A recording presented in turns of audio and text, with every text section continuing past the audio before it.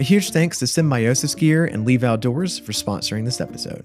If you listen through the show today, you can win a free Alpha 90 hoodie from Leave Outdoors. Listen through to see how. Today's episode is going to cover the second half of my chat with Nick Rakestraw, better known as Darwin, a fellow who I would say is pretty famous in the thru hiking community, but himself seems to take a bit more of a humble approach when referring to himself because he's just a guy that likes to walk in the woods too, like most of y'all listening to the podcast. We conclude our chat talking about elitism in the hiking universe and also imposter syndrome that can come along with thru hiking, and comparing yourself to others. We also cover a little bit about a bike race that Darwin is endeavoring on, and by the time this episode comes out, he'll have already been on the race, maybe finished it, maybe not, who knows? We should do a follow-up chat with him, shouldn't we? I'm one of your hosts, Yeti Legs, and you're listening to the Yeti Walks into Basecamp Talking Through Hiking podcast, show for hikers, backpackers, thru hikers, tree huggers, and folks who just love to walk outside. Our podcast is about hiking, and we have a goal to make the outdoors more accessible for all of you by telling stories, sharing info, and having folks on that offer advice, gear, and peace of mind. We do also like to talk about environmental topics and what's happening on our planet. Knowledge is power, and as lovers of the great outdoors, we should all feel a bit more empowered, shouldn't we? All right, let's hit the trail.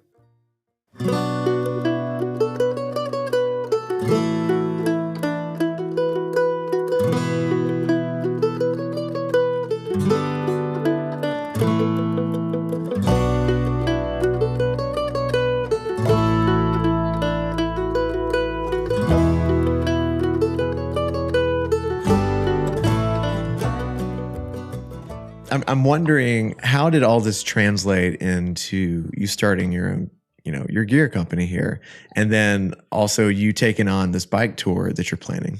Yeah, the gear company came from when I stepped away from YouTube. Again, I'm a super creative person, and I like to take my experiences and translate that into creating something, whether that's a YouTube video or post something on Instagram or filmmaking. Like I've now shot a handful of documentary films. I like to translate my experience to, again, I'm always just after like inspiring somebody. To get a little personal and deep for a second, I did not grow up in a supportive household at all. My family did not support any dream, anything that I had. Nothing inspirational about my upbringing. Nothing. Sorry to hear that. Get a job, have a kid, die. Like that's that life. That's Midwest life, right? So my goal has always been like, oh man, if I can go do something that gets somebody else excited and inspires somebody to like turn their life around, change their life, like that's what I'm always after. That's, I'm not going to be, I didn't go to college and become a doctor, and I'm not going to find the cure for cancer. I'm not going to rocket ship up into space and discover a new planet. Like that shit ain't in the cards for me. So it's like, well, what can I do to like leave an impact on the world? Like what's my quote unquote legacy? You hear a lot of people talk about legacy, right? It's like, well, I can turn on a camera and wave my hands and my eyebrows around and look like a dumbass and talk about backpacks, and like maybe that'll inspire somebody. And like, there's my legacy. Like that's the thing I'll leave. So I'm always trying to do that. Anything I do, that's what I'm trying to achieve. So when I stepped away from YouTube, all the years of experience and hiking and using different gear and talking about gear, helping other companies develop gear. I've worked with a bunch of companies over the years, helping to develop other products, from the Canuck Vecto water bladder. I had the first ever prototype of that and used it for thousands of miles and gave feedback and helped put that product out into the world. No, for everyone that's asking, I never made a penny off of it, and I was totally fine with that. Gilad at Canuck, shout out Gilad, good dear friend of mine. I just talked to him about 2 hours ago, actually. Or designing a backpack and developing a backpack with a backpack company. Trying to always translate like my experience into something. And so when I walked away from YouTube and walked away from hiking, again, I needed something to make me feel creative, make me kind of put something out there off of my experience. So after the CDT, I designed and developed a backpack with another company, used that on the CDT. And while I was out there thinking, as you do when you walk for 4 months, I was like, oh, well, if I had to make this backpack again, what would I change? What would I add? What would I take away? What does it need? What does it not need? So when I got off the CDT, I did have a desire and felt creative to want to kind of put together another backpack. So I was kind of thinking like, oh, well, I kind of want to make another backpack. And on top of that, I also want to make a sun hoodie. I'd been kind of searching for the perfect hiking top for years. And even before I went to go do the CDT, I talked about it in a video, and I even started the CDT in a prototype of a sun hoodie that I was developing independently without anybody. I found a little sewing shop to make me a couple prototypes. So I was like, oh, well, maybe I'll make a couple pieces of gear because I know some gear makers. At the time, I couldn't sew. So I was like, but I got ideas and maybe I can find somebody. So that's kind of how that started. The gear company was an outlet to be able to take all of that experience and put it into an actual physical, tangible product that people could use, and maybe it could help them on a hike. So it started with a backpack, and then it accidentally turned into an entire damn gear company. And now I'm currently talking to you in the basement. I'm literally right under the retail store.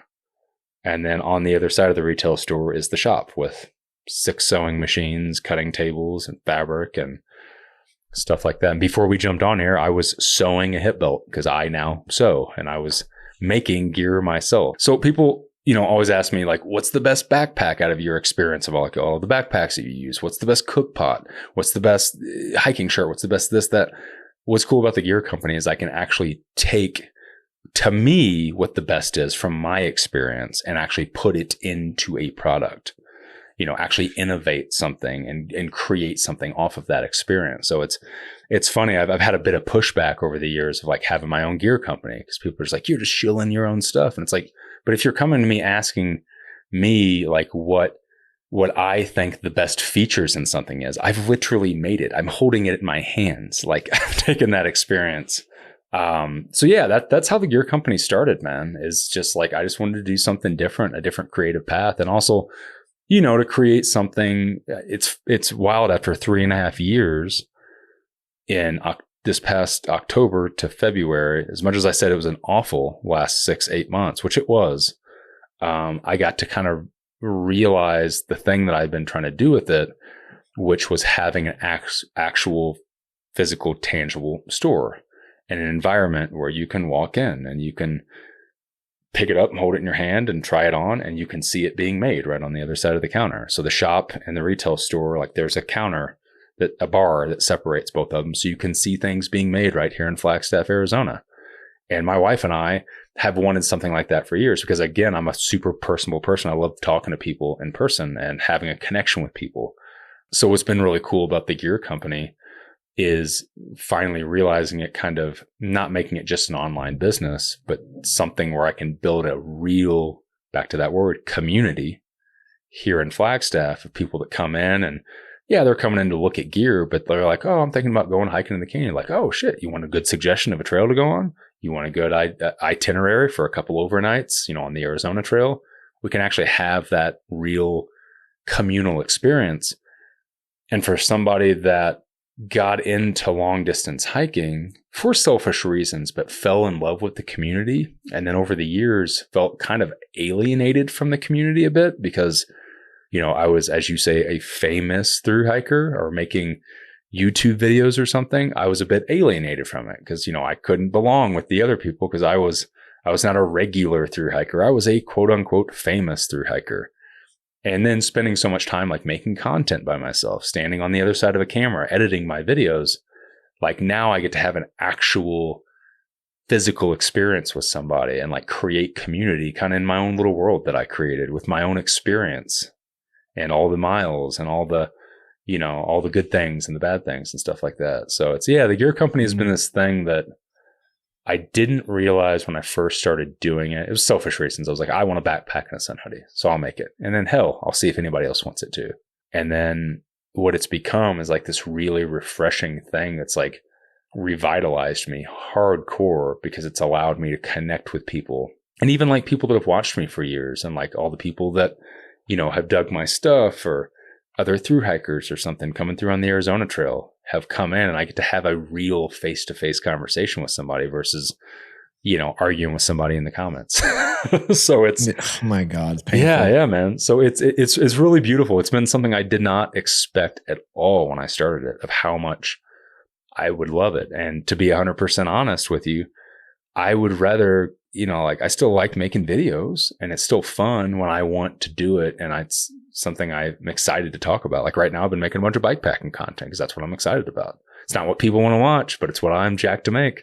But like, honestly, right now, I don't really want to make videos. I don't want to do any of that. I just want to go upstairs and like get on the sewing machine and make shit and let people walk in and talk to them and bullshit about the Arizona Trail and public lands and the Grand Canyon and, tell them what fabric we're using and tell them what type of stitch I'm doing. Like, that's fun. Like it's real human connection. That's something I think that a lot of us have been missing, especially with everyone living on social media over the past how many ever years. And, it kind of overtaking so many people's lives. Like you get to have a real connection with real people. And yeah, it's something I was not expecting of just loving so much to a point to where I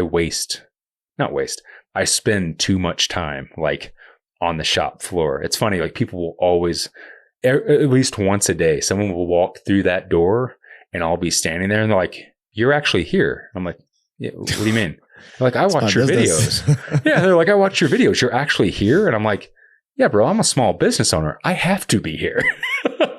Like, yeah, I own it. I'm the custodian. I process payroll. I do the marketing. I sell the products. Like, it's how small businesses work. Of course I'm here. And I love being there. Like, and I'll push off, like, if I have a deadline to try to get a video done, I will totally procrastinate all week until the absolute end of the week, just because I'm out on the, I'm in the shop bullshitting with people and I'm learning new sewing techniques and stuff like that. So yeah, it's been very refreshing for me to have the gear company and do something with it. It's not because of money. I've owned it for 3.5 years now, and I have never, and this is like hand to whatever you believe in, God, Mother Nature, Allah, whatever.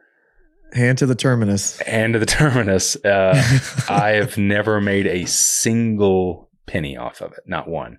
I've never paid myself off of the company. I've never paid for a trip. I've never bought anything for myself off the company. I am 100%, what do they call that? What do you call lawyers that don't get paid? Pro bono. Yes, I'm 100% pro bono. I'm a pro bono gear owner. Gear shop. Do you owner. have staff that you're paying out at least? Or yeah, and that's why. Like? I mean, when you own a small company, man, like we have people that are manufacturing and sewing right here in house. And like, that's a skill trade. And you want to pay people well. Especially when you live in Flagstaff, Arizona, and it's crazy expensive to live here. Yeah. You want to take care of people. You want to pay for people's health insurance. And then obviously, like, shit, backpacks, man. Ultralight gear, fabric is crazy expensive. So all the money that's made with the company, like at this point, this juncture of the business, it just goes right back into the company to kind of keep it afloat, keep the lights on. Yeah, I mean, sort of. I wish I could pay myself off of it. But, when I say that, I mean, it's beautiful that you care more about your staff and about what absolutely. The company is than like putting it in your own coffers. Oh, absolutely. And I mean, it's just ask any small business owner. It's just like, even if I was like the greediest person in the world, I'm like, I want to make all the money. It's like, there ain't no money to be made there. So I need these people in order to keep it afloat and keep the thing I've invested so much time and blood and sweat and tears into, keep the lights on every day. Like without it, then to me, the gear company's just been a massive investment for me personally, sweat equity, time, actual money, just to try to realize a dream and to have something for later. I mean, my wife and I, we're from the Midwest, dude. We grew up poor. We don't save money. You got money, you spend money on what you need before somebody takes it away. That's just growing up poor. That's how you function.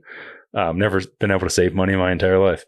So for us, we don't have a retirement plan or anything. Like the gear company is kind of our retirement plan. It's like, I'm not going to hike and do these big stupid adventures and beat my body into the ground for years. And I'm not going to, continue to make goofy YouTube videos for years. So it's like, well, what is my career? What's my job? And it's like, well, that's what I'm building with it. So you can say that I can say that I don't get paid, but it's not that I'm not quote unquote profiting, because that's hopefully, as long as we can keep the lights on and sell another backpack, that's my end goal, is just having a little shop and making things and having, an experience with people and being happy. Simple life. I ain't after trying to be rich or famous. I just want to just kind of have a simple thing that's mine that I created and controlled that came from my passion and experience and stuff. So the gear company is a good way to sum up the last 11 years of my life. So simple's nice. Yeah. Always trying for it, man. I know you're proud of everything that you got, but there's got to be one piece that you make and you're like, that's my baby right there. What is that piece? Honestly, like there's a handful of things that, like, I'm proud of everything that we make. And because all of our stuff is adventure development. So it all starts with me. I come in that shop and I'm like, I'm going to go do this trip. I need this thing for this trip. And I basically come up with a napkin sketch of what I want to do, whether it's a backpack or a piece of apparel or an accessory or whatever. And then I use it on the trip and we see if it actually works. And that's how we develop everything. But the product that I'm probably the most proud of that we have in our line, and we don't have like a big line because we're a tiny company, is last year for the pack rafting trip, I knew that I wanted, being an ultralight thru hiker for years, like using a 35-liter frameless hip beltless pack is like going on a big expedition in Alaska. Like that shit ain't going to cut it. Like a little 50-liter pack, that shit ain't going to cut it. So I was like, I want a big volume pack that's going to be able to carry a lot of weight because I'm going to be carrying a lot of weight, but I want something that's simple. I want something that's efficient. I want something that can carry weight well, but is also as light as we can get it because I'm going to be carrying so much shit, all my equipment, camera equipment, because I was filming 8 days of food at a time because of the way we had to do resupplies. And then on top of that, a full boat, PFD, paddle, dry suit, 65 pounds of gear. So we developed a pack specifically for that trip that is a 70-liter pack with a dual frame system in it. It weighs, a regular torso weighs 2 pounds and 11 ounces with a hip belt, and it comfortably carries 60 to 65 pounds. I am proud as shit of that pack. Comfortably. You said it. It doesn't just carry it, but it does it comfortably. It does. And I thought that maybe it was just me. And we had a lot of feedback from a lot of people that have taken the pack out and carried a lot of shit with it and like love it. Absolutely love it. So that, I think out of all the stuff that we've made over the past year, I'm probably the most proud of that pack because it's like, we do a 35-liter pack, right? There's a lot of frameless 35-liter thru hiking packs. There's a lot of 50-liter framed packs, which we do as well. We do a 50-liter internally framed ultralight pack. There's tons of them, dime a dozen, right? But there's not a lot of ultralight, big hauling packs on the market. Like there just never really has been. So it was kind of a weird niche that I was thinking that we could do because we also live in canyon country.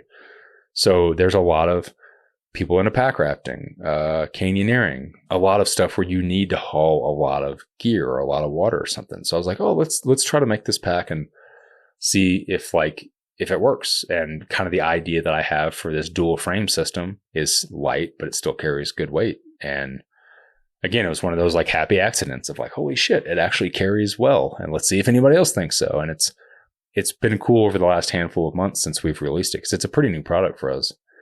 Like how many people have kind of come around to it. How many people it's kind of starting to become our staple pack, strangely enough, from the dude who's like known as an ultralight minimalist thru hiker. Like a 70-liter big ass hauling pack is kind of becoming our staple, which is really interesting. So people like comfortable packs though, They do like only the masochists get the frameless ones without hips. Right. Well, I mean, even our 35 like frameless pack is super comfy because I'm like real bony. So like, we use a 1/4-inch spacer mesh, which 99% of all other companies use 1/8 inch. So instantly, like our shoulder straps are cushier, they're thicker, they got bigger, denser foam in them. Just because, for me, it's always like, how can I balance going as light as possible while also being as comfortable as possible? That's always my goal with anything we make. So I would say out of all, it's a long way to get there, but out of all of our stuff, I think I'm probably the most proud of the Expedition Ranger. Love that. Yeah. Boobies. It feels odd recording this without Basecamp, but I feel confident talking about boobs without her, especially because of the need for more backpacking equipment that accommodates bodies with a bit more curve. Sarah Berkeley, founder of Symbiosis Gear, also saw that need and decided to do what she could to fill the niche. So she whipped out a pen, paper, and a sewing machine to create the Aspen backpack. When Basecamp and I hiked the Colorado Trail last year, she took the Aspen pack with her and was a huge fan of the S-curve straps and how they were far less restricting on her body than a typical J-shaped strap, intended for more slender and, dare I say, masculine body types. The pack also has a 3-way adjustable strap and weighs around 1 pound and 9 ounces. Hike over to symbiosisgear.com and use the code YETI15 to get 15% off of the Aspen pack. That will save you almost $50, folks. Thanks, Sarah and Symbiosis Gear, for being so darn awesome and supporting folks, especially women, who get outside. I want to ask this before we get into your bike tour. Yeah. And I asked this because we're friends with Sarah Berkeley, founder of Symbiosis Gear, and she makes packs kind of catered for like the female physique, with the S-curve straps. I met her before she started her company. She came up to us at PCT days and asked some advice on some pack stuff. All right on. Yeah, she such I remember, a small community. Yeah, she hadn't launched her company yet. She was like, I'm working on a pack for women specific. She was asking me about if I had good connection with fabric dealers and who I went through with this, who I went through with that and stuff like that. I honestly cannot remember the conversation I had with her about any of it, but I do remember meeting her. Yeah. I'm curious, do you carry a pack with those S straps that kind of meet the feminine physique a little bit more, or narrower shoulders? The straps we did is it's not a J or an S. It's a little bit, I guess it kind of leans a little more towards J, but not like a straight J strap. So no, it's not specific, absolutely specific for women, but we haven't had a lot of negative feedback because we do have a lot of women that buy our packs. We haven't had a lot, any negative feedback from women saying that it was uncomfortable. That is something we've actually considered changing as we move forward, though, because when I started the company, I didn't have a sewing shop. I didn't own a sewing machine. I had a guy that had his own sewing shop, and he was making a couple custom packs for me. And we decided early on to have them made at a house. So we still wanted to do them in the US, but we found a little manufacturing facility up just outside of Denver, Longmont. Are they in Longmont? Yeah. I think they're in Longmont to make our packs. Shop of 8 people. So not big, small production. Because I was like, well, I don't want to hire a bunch of sewists and I can't afford to do that starting the company. So we'll find somebody else and we'll buy the fabric, send it to them and do it. So for a while there, for a couple of years, all of our packs where we'd make them in bulk. So we couldn't really do any type of customization to them or kind of offer a lot of features because you have MOQs, right? Minimum order quantity. So you got to order so many of something for them to make it. And then you're kind of stuck with that stock. So you can't really alter things on the fly. Since we've moved everything into house to where on our packs, all of our accessories, stuff like that's made right here on the floor. So now we are finally getting to the point to where we can start offering a little, I wouldn't say customization, but more options. We're going to start offering more options as far as colors, sizes, stuff like that, because we're going to more of the made to order model, which a lot of small pack makers do. It does have there's some stigma that comes with it has a lead time. So you have to wait 3 to 4 weeks or 5 to 6 weeks. I recently saw somebody had what did they say? It was some insane lead time. It blew me away. And apparently they're sold out all the time, which was crazy to me. Anyways, that was a random off tangent for my brain. As a business owner, I was just like, how the hell are they doing that? So you went to a dark place. I did. I went to a real dark place there for a second. I'm like, shit. Well, I guess we're doing better than them. Because I think our lead time right now is 4 to 5 weeks, which isn't big for a made to order pack at all. Usually it's 12 weeks, 15 weeks, something crazy, right? But with that being said, it allows us to be able to offer more features, which I think that there's 2 different types of people. Some people I want it now and I want it cheap. And then there's I want what I want kind of thing and have more options. So it's kind of, as a gear company and as a business owner, you're constantly battling with that of how do if I have them made 50 or 100 at a time, it costs me less to make them. Because you buy in bulk, right? It costs less. So when I sell it, I can make more money. If I make it in house, it costs me more because I'm paying my people better and I'm paying for their insurance, and I'm paying to keep the lights on, and I'm paying for the machine. So I make like no money selling in-house, but quality's better. Things are more meticulous. There's more craftsmanship. I can offer more things to people.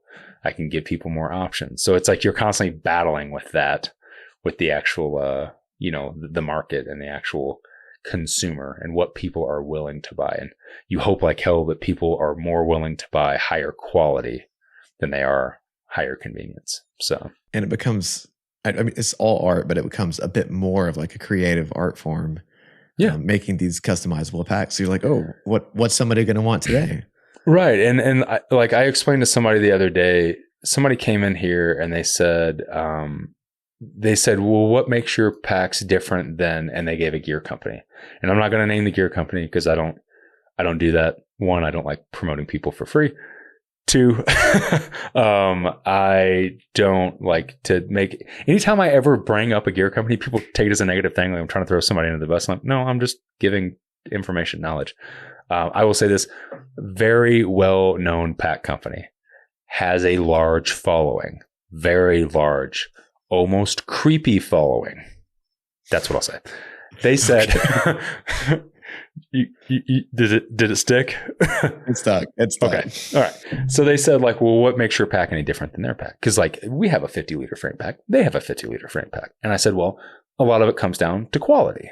And I said, because of where it's made and how it's made. It's like that company, quote unquote, mass produces, makes large quantities overseas. And like, this isn't the overseas versus domestic argument, because there is stuff I've seen made overseas that is way higher quality than anything made in the US. It just depends on who you're having manufactured. And that's not to say that any of those people are manufacturing in a cheap way. That's not what I'm saying at all. But when you have something mass produced, made a lot of, even here in the States, I have 50 backpacks made. There's less quality control because you're doing things more on an assembly line. You're sewing all the straps on at one time. You're sewing all the buckles on at one time. You're sewing all the pockets on at one time. So things can get missed versus a one at a time construction where there's more craftsmanship in it and you're paying attention to it more. So when you buy something like, one of our packs versus a pack that's made like that, you just get more attention to detail and just higher quality just for not because that thing's cheap, just for the simple fact that we can pay more attention to it while we're making it. And we can innovate on the fly. You can change things on the fly when you're making, like, if we make 4 backpacks at a time, we send out 4 and 3 people come back to us and be like, I didn't really like this thing. The next 4 backpacks that we make, that thing is fixed. It's adjusted. So you can kind of make those decisions on the fly. So I think that, a big thing with not just my company, I'm not just like tooting my horn, but like a bunch of smaller companies is like, you just get more craftsmanship, you get more quality. And when it comes down to like wanting to buy a backpack or a tent or name your thing, I think like when you buy from a smaller company versus a company that manufactures in larger amounts, you just get more attention to detail, you get better quality and more of a connection with where it's made. I mean, I said it's made like right up here. So it's it's always an interesting thing to kind of not battle the consumer with that, but like to try to explain that to the consumer, because in the grand scheme of things, people buying gear don't understand that, nor do they need to really understand that. They just know, well, they're both backpacks and they both have a frame in them and they're both gray. It's like, what's the difference? This one's $100 more than that one. You're ripping people off. And it's like, well, no, this one is made for a cheaper price. It's mass made, which there's nothing wrong with, but the whole adage of you get what you pay for kind of thing. So that's been it's been a very interesting thing being on that side of it. From being someone that like bought and reviewed gear for years from a lot of different people, but mainly from cottage companies. Like I've always been a big cottage company supporter just because I've understood that from day one of like, well, if something's mass produced, whether it's made overseas or made here, less quality, less attention to detail, things can be missed.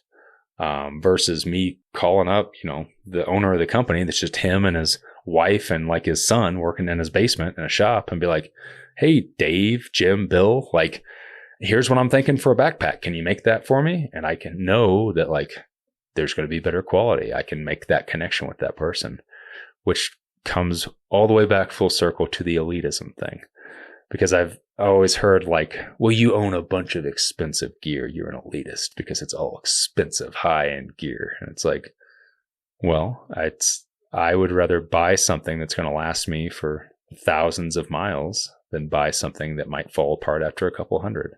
Does that make me an elitist because I'm buying more expensive stuff? Or does that make me a smart consumer? Smart consumer. And it's your prerogative to spend your money where you want to. Right. Yeah. That's when I was talking about that, I thought about that. And I'm like, that's a narrative I actually remember reading. I'm just like, you're such an elitist because you own thousands of dollars worth of gear. Like I get that a lot when I'll make a video, because I sit right here. When I make the video, like all these tents will be back there. It's like, he's got thousands of dollars worth of tents just sitting on that shelf. What an elitist. And it's like, I use all these tents. And like some of these tents, like this tent right here, that has about 5,000 miles on it. Jeez. That's my original Z-Pax duplex, by the way. I'll give a plug for them, because that's great tents. That's my favorite. Anybody wants to know what my favorite tent is, it's their tents. And not because of any other reason, but because I've used them for thousands of miles and I depend on them and I know that they're going to hold up. Yeah. So that's my PCT tent. Yeah, still have it. I bought that thing in 2016. Did you ever name it? Nah. The duplex. Is the duplex. Yeah, it's just the duplex. That sucks. Unhappy people want to make people unhappy, don't they? Yeah, that's okay. I recently read something that's like, if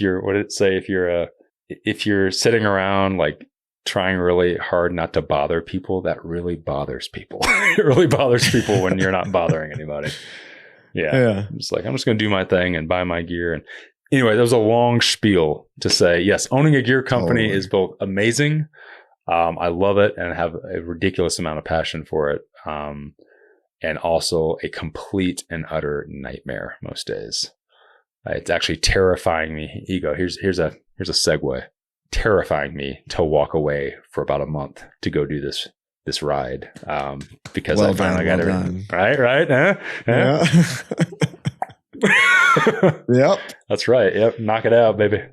Yeah. So that's been kind of scary, because finally getting things going. And we just opened this retail spot in February. And, getting a new general manager in here, something I've needed for years, to take a little bit off my plate, because I wear so many hats, and being able to kind of take over and then walking away like in the summer, no less, like kind of busy time and shit like that. I'm going to like step away for 20 something days. I hope it's only 20 something days. 20 something days can feel like an eternity, but also like summer is our time to get out and do stuff. So you choose your battles. You do. Even though it's hot outside, the nights can still be a little bit cool, or in some places, even freezing. To cut weight in my pack, I've started carrying clothing that I can wear during the day and in the sleeping bag for warmth while reducing extra ounces. For me, Leave Outdoors hits that sweet spot. With Alpha Direct tops, beanies, and pants, I cozy up in my sleeping bag with my back hurting a tad bit less at the end of every day. Cameron, the founder of Leave Outdoors, offers Alpha 60, 90, and 120 hoodies with different weights and therefore different warmth. But they're all only a handful of ounces. The bigger that alpha number, by the way, the warmer the layer. He also sews a waterproof jacket weighing around 4 ounces. Let me let that sink in for a second. I know your jaw just dropped a little bit, didn't it? 4 ounces for a rain jacket. Use the code YetiWalks into Basecamp. That's the name of our podcast at leaveoutdoorco.com for 10% off alpha hoodies, sun shirts, and even some new DCF dry bags he's made. But if you don't believe my testimony, then you can try out a free Alpha 90 hoodie for yourself. Tag us at YetiWalks into Basecamp and 2 of your friends on your favorite Leave Outdoors Instagram post. The first one to tag us gets the swag. Thanks, Cameron, for sponsoring the show and for keeping the load on all of our backs a tad bit lighter. So what are you doing? You're doing a bike tour. Where are you doing it to and from? Yeah, well, technically, people would argue that I'm doing a bike race. So it is called a race. It's the Tour Divide, or also known as the Great Divide Mountain Bike Race.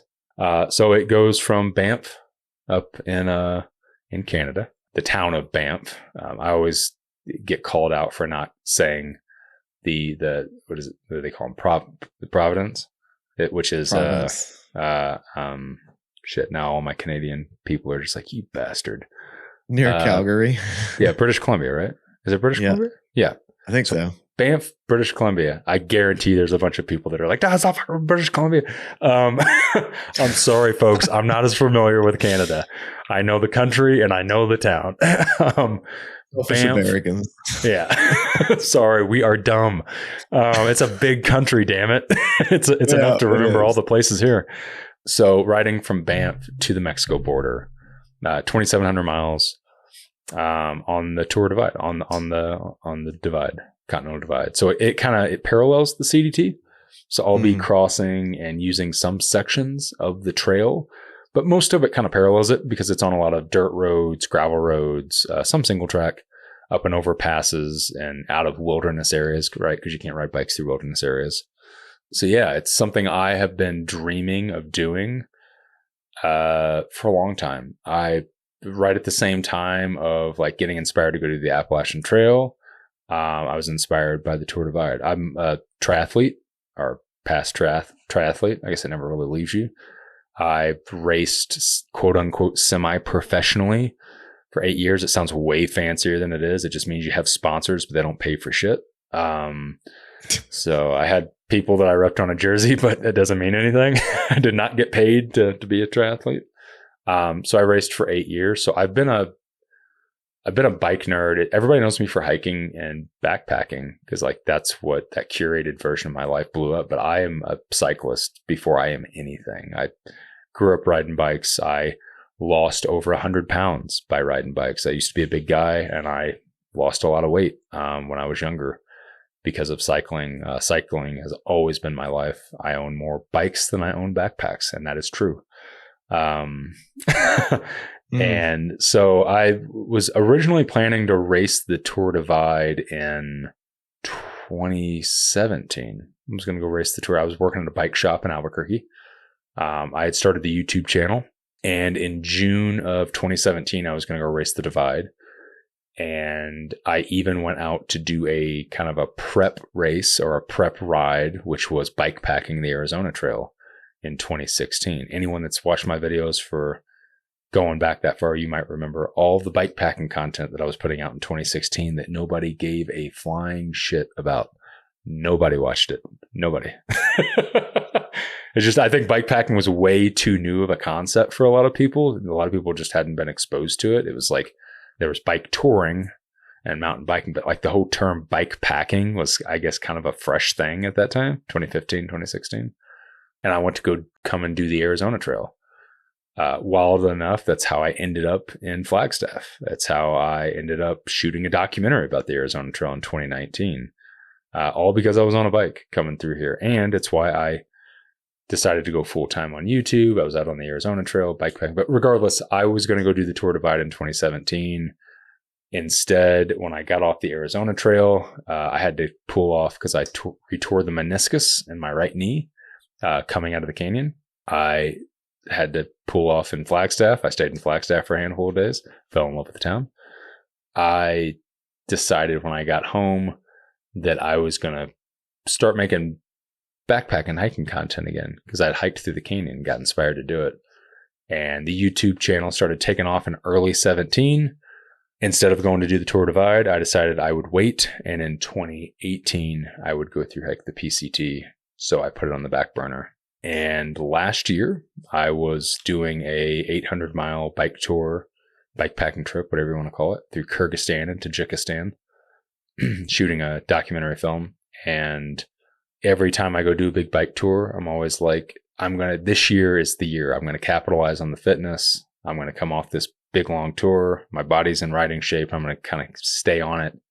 And next year, I'm going to race the Divide. I've said that for years. And during that trip last year, I turned 40.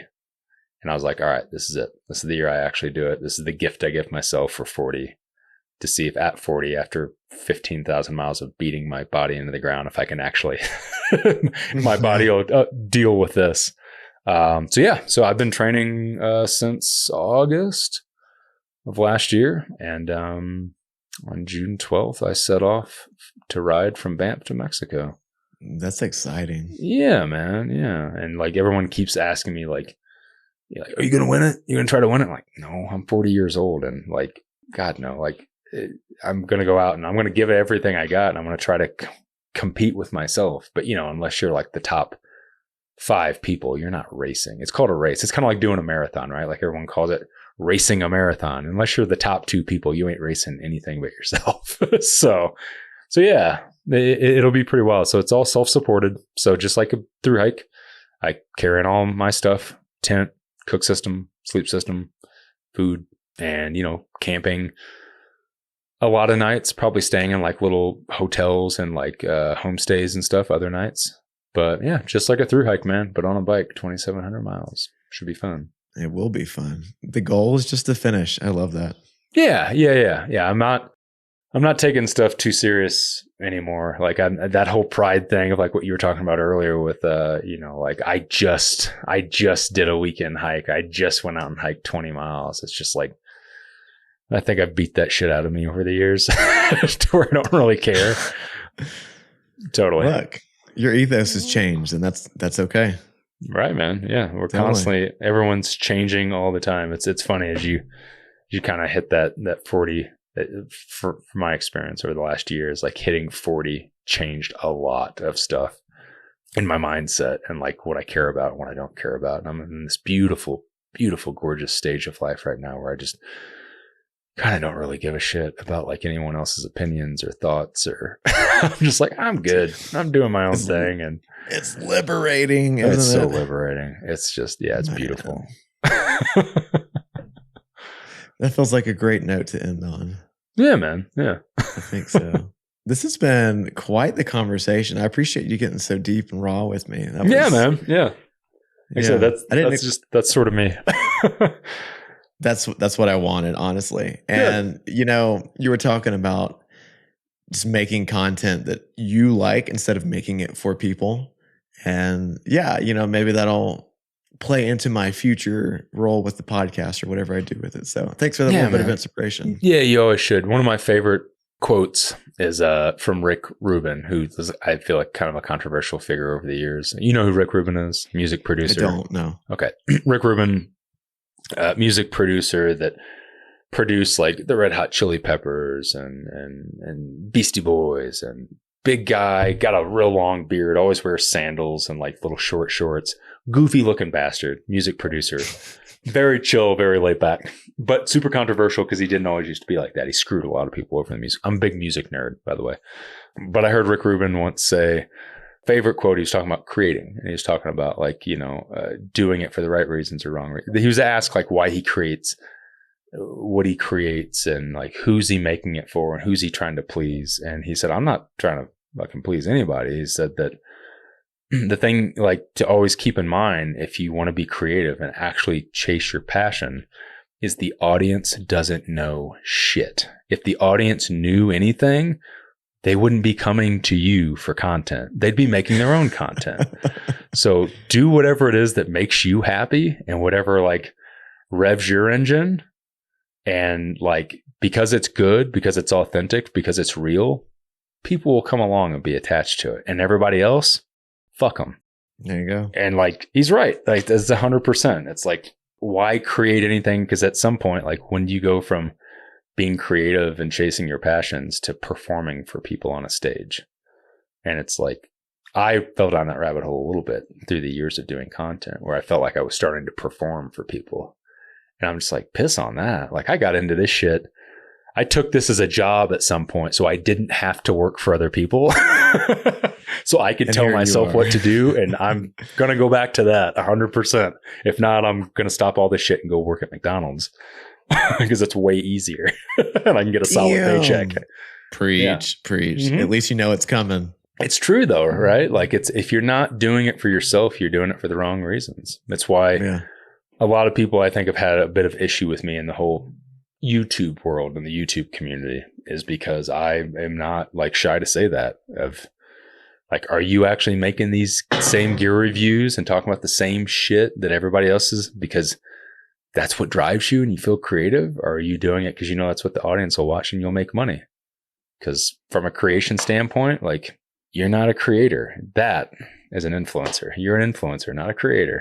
You're just influencing people to make a buck, which nothing wrong with, but like be upfront and honest about it. Don't feed me some bullshit that you're a creative. It's like, you're not creative. If you were creative, you'd be trying new things and discovering new things and sharing that with people. That's the whole idea of creation. You'd be creating new things. Yeah, I'm a big believer and it's definitely, everything behind what I do is just trying to create something to put into the world instead of trying to take from the world. Try to put something in there, man. And it's hopefully somebody will get something from it. Y'all can't see it. He just showed a tattoo. It was a mountainscape, and underneath it said "create." Yeah. It's been on my arm for a long time. Yeah, definitely important. Yeah, put something. There's a lot of horrible shit in the world. It's like one of my other favorite creators ever is Kevin Smith. Everybody knows him as being like Silent Bob in the Goofy Jay and Silent Bob movies. Phenomenal creative person as far as like a writer, a podcaster, a comic book writer, a filmmaker.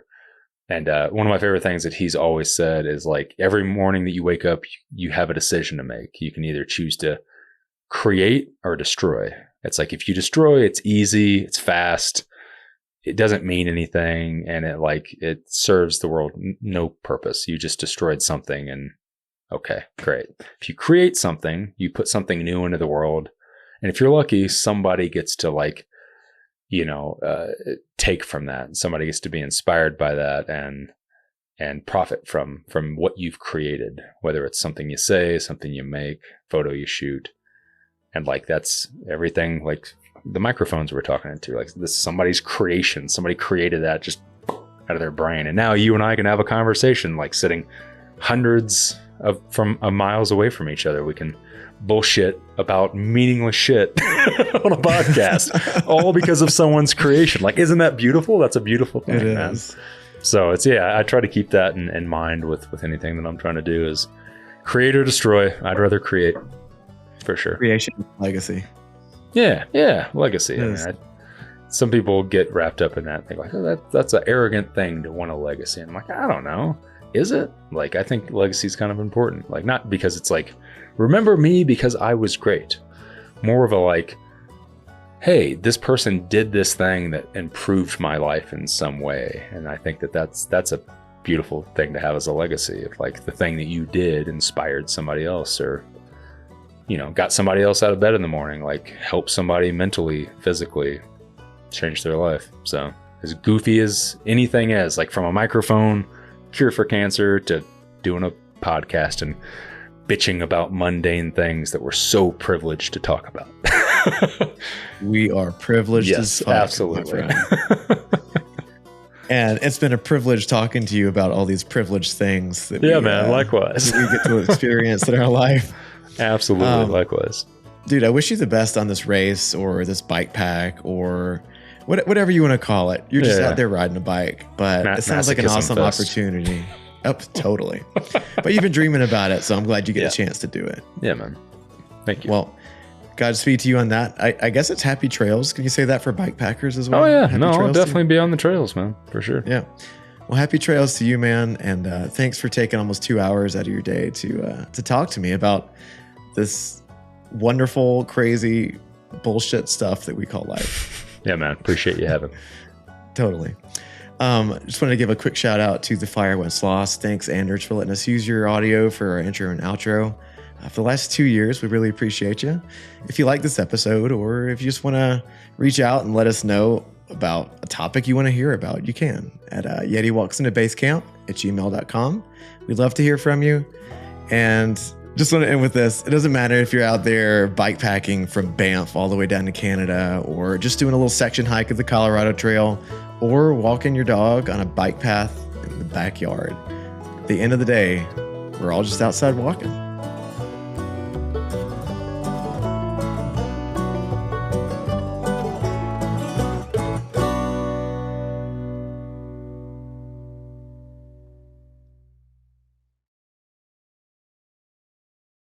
Just wanted to let you know that here at our show, Yeti Walks into Base Camp, we don't use AI for anything. AI has detrimental impacts on our environment, and we just don't want any part of it. So just know that when you're listening to our episodes, each one is hand edited by our team with talent and integrity. Thanks for listening.